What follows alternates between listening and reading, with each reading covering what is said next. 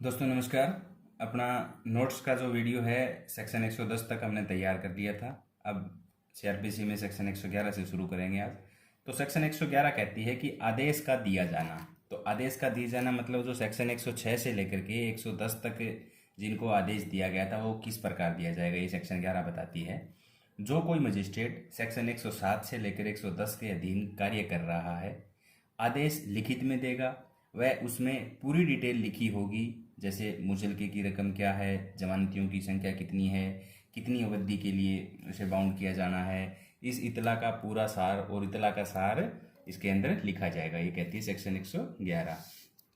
अब है section 112। Section 112 क्या कहती है कि न्यायालय में उपस्थित व्यक्ति के बारे में प्रक्रिया। अगर व्यक्ति न्यायालय में उपलब्ध है, उपस्थित है तो उस व्यक्ति को वो जो आदेश है वो पढ़ के सुनाया जाएगा तथा वह चाहे तो उसके सार को समझाया जाएगा। ये सेक्शन 112 कहती है। अब है सेक्शन 113।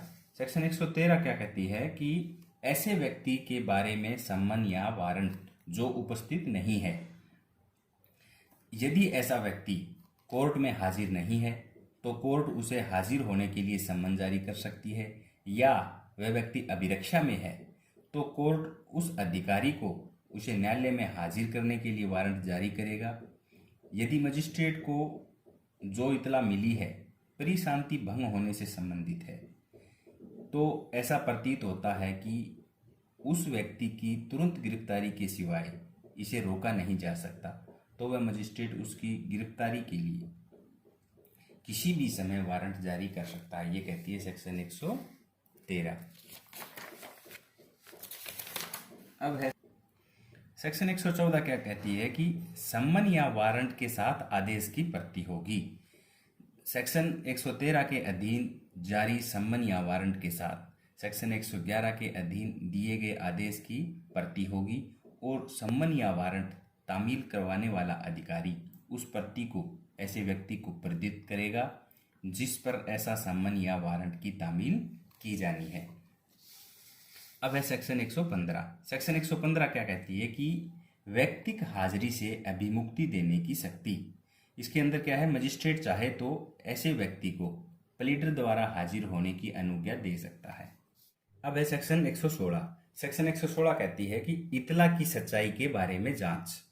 इसकी उपधारा एक कहती है जब धारा 111, 112, 113 के अधीन आदेश दिया गया है तब मजिस्ट्रेट इतला की सच्चाई की जांच के लिए तैयार होगा जिसके आधार पर कार्यवाही की गई है, और यदि आवश्यक प्रतीत हो तो अतिरिक्त साक्ष्य ले सकता है। उपधारा 2 कहती है ऐसी जांच यथासाध्य उस रीति से की जाएगी जो सम्मन मामलों के विचारण और साक्ष्य रिकॉर्ड करने के लिए निर्धारित है।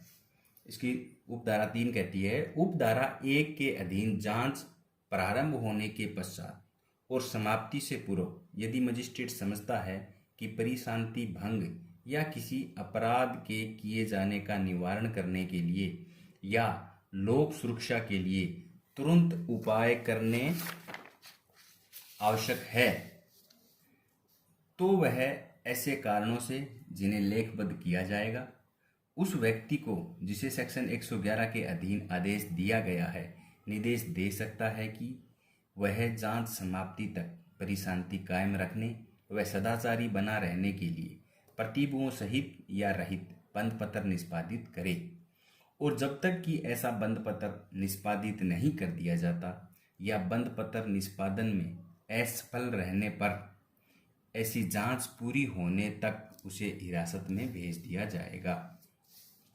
अब इसकी उपधारा 4।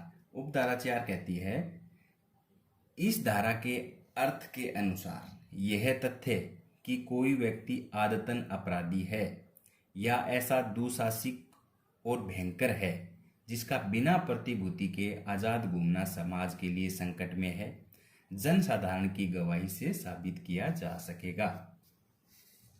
इसकी उपधारा 5 कहती है जहां 2 या अधिक व्यक्ति जांच के विषय में शामिल है वहां मजिस्ट्रेट आवश्यकता अनुसार एक या पृथक जांच की कार्यवाही कर सकता है।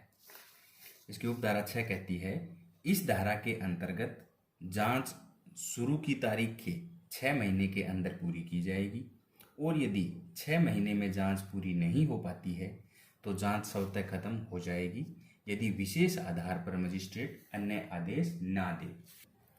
इसकी उपधारा 7 कहती है कि यदि उपधारा 6 के अधीन जांच चालू रखने का विशेष आदेश दिया जाता है और प्रभावित पक्ष सेशन कोर्ट में अपील करता है तो सेशन न्यायालय आदेश से संतुष्ट नहीं है तो उस जांच को रद्द कर सकता है। अब है सेक्शन 117। सेक्शन 117 कहती है प्रतिभूति या जमानत देने का आदेश।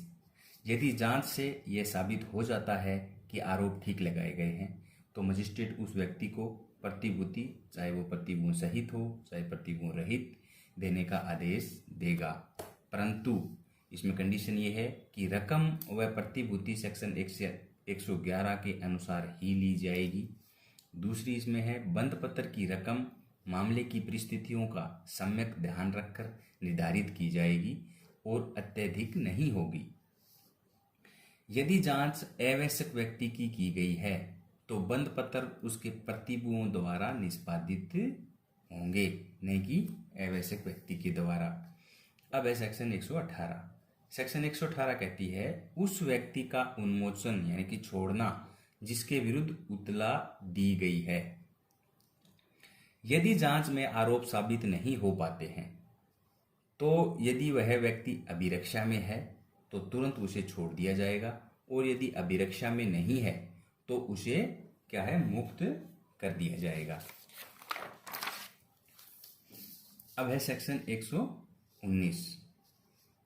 119 क्या कहती है कि प्रतिभूति के समय का प्रारंभ होना। यदि वह व्यक्ति जिससे प्रतिभूति ली गई है दंडादेश भुगत रहा है तो प्रतिभूति की अवधि सजा पूर्ण होने के बाद शुरू होगी। दूसरा पॉइंट कहता है इसका अन्य दशाओं में यह अवधि आदेश की तारीख से शुरू होगी जब तक कि मजिस्ट्रेट किसी विशेष कारण से कोई और डेट व टाइम निर्धारित ना करे। अब है सेक्शन 120। सेक्शन 120 कहती है कि बंद पत्र की अंतर्वस्तु। ऐसे किसी व्यक्ति द्वारा निष्पादित किया गया बंद पत्र उसे यथास्थिति परिशांति कायम रखने व सदाचारी रहने के लिए आबद्ध करेगा और बाद में उस व्यक्ति द्वारा कोई कारावास से दंडनीय अपराध करना, प्रयत्न करना या दुष्प्रेरण करना, चाहे वह कहीं पे भी किया जाए, बंद पत्र का भंग करना माना जाएगा। तो दोस्तों आज हम सेक्शन 111 से 120 तक के नोट्स तैयार करेंगे।